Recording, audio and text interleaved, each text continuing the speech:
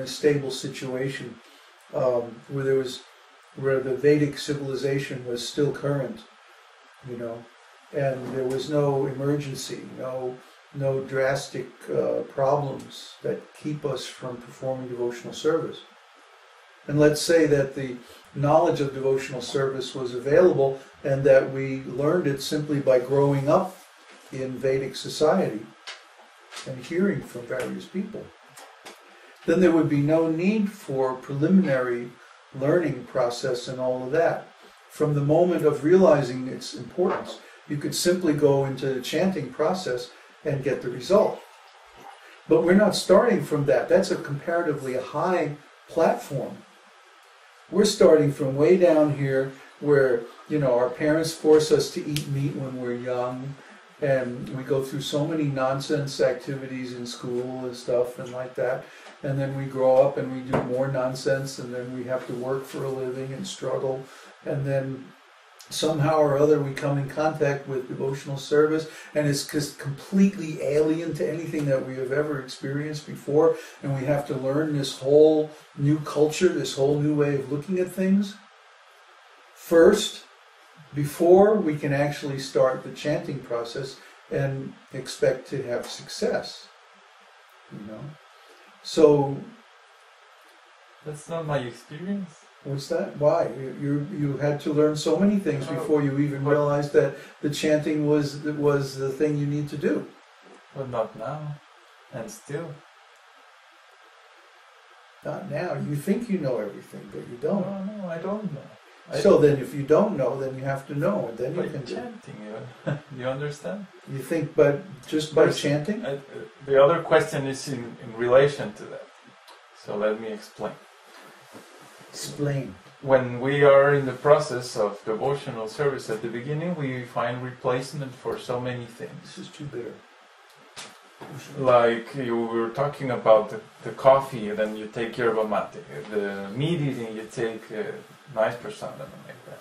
But then there's one that's much harder, because there's no direct replacement, which is sex life, in which we are all somehow or other conditioned to. In my case, I don't find it very hard to control not having to go with women and like that. But still there's this desire.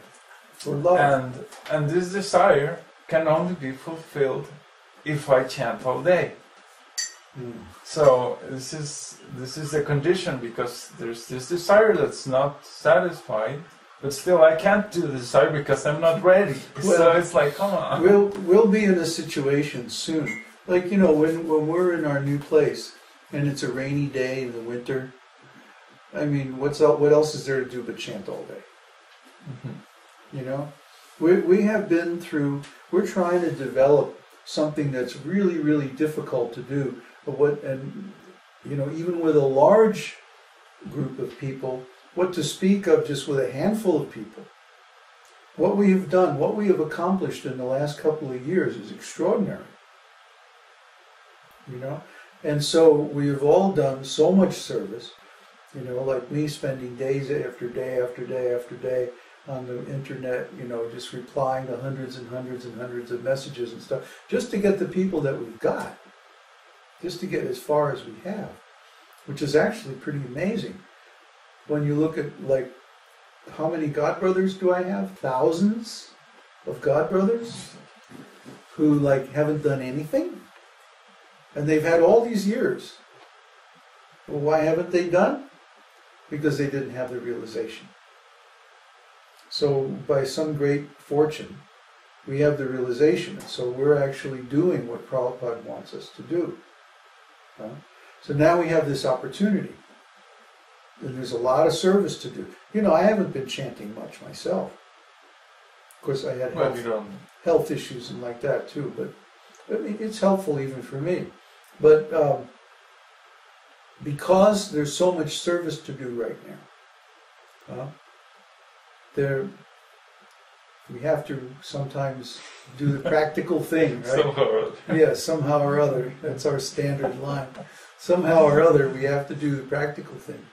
But in the long run, there will be times when you will be able to like do chanting retreat. In fact, I've been thinking of doing something like maybe a special day, like Ekadashi would be a good day, to just not do anything except chant.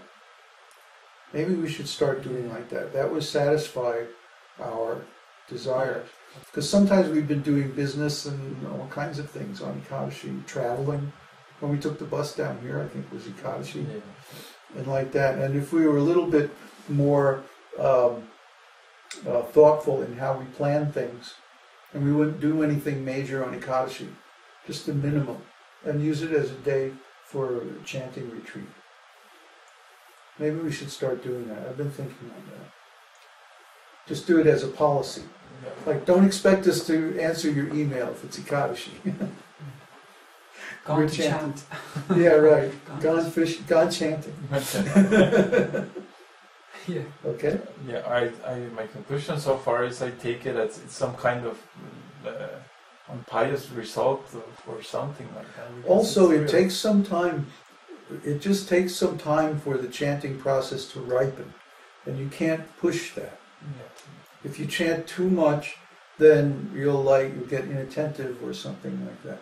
But I know you can chant 100 rounds a day, and that's very nice. Well, the thing is, you have to get into the rhythm. You see. Right, you can't just do that from It's scratch. like, it's Ekadashi today, okay. Tomorrow, okay, let's do something like that. It requires a long time and You have to build up to it. concentration and all Yeah. this. I don't see this coming, so it's like, Oh yeah, it's coming. When we're here in the winter and it's raining and snowing, and we'll have some time. the garage is full of firewood and the fridge is full of vegetables. Haribo. Yeah. Haribo. Nothing to do but watch the grass grow and chant. Huh? Yeah. Okay. So any other questions? From Barun. I was taught this in India that hypothetically, when your guru and God show up at the same time, who should you bow down to first? The answer that was taught to us was the guru, because without him we would not know about God. Is this true? Hypothetically. You said it. Hypothetically. It never happens that way. If it did, it would be true. The guru would be first. But practically speaking, what happens is that the guru shows up first.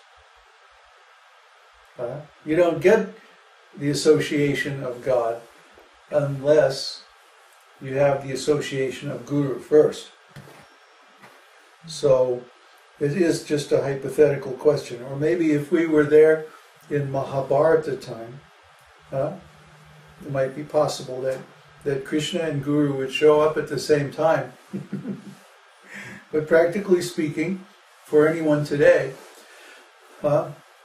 Krishna is not going to show up until after they have satisfied Guru.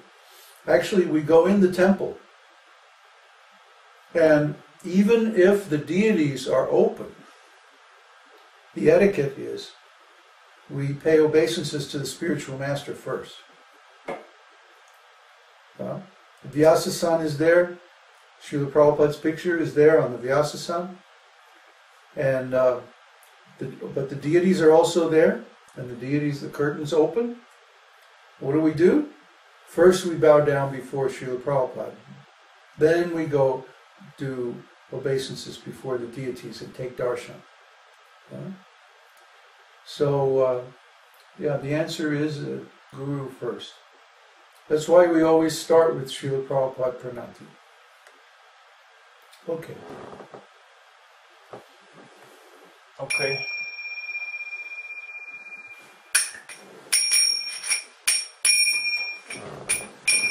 Namaste Narasimhaya.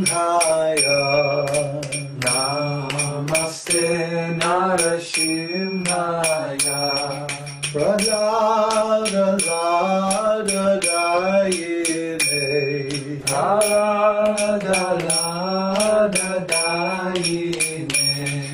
Hiranyakashi Porvakshapa. Hiranyakashi Purvakshaha Śrīla Kapiladeva Śrīla Kapiladeva Ito Nrsimho Bharato Nrsimho Ito Nrsimho Bharato Nrsimho Jato Jato Jamitato Nrsimho Yato Yato Yamitato Nrsimho Bahir Nrsimho Hridaye Nrsimho Bahir Nrsimho Hridaye Nrsimho Narasimhamadin Sharanam Tapade Narasimhamadin Sharanam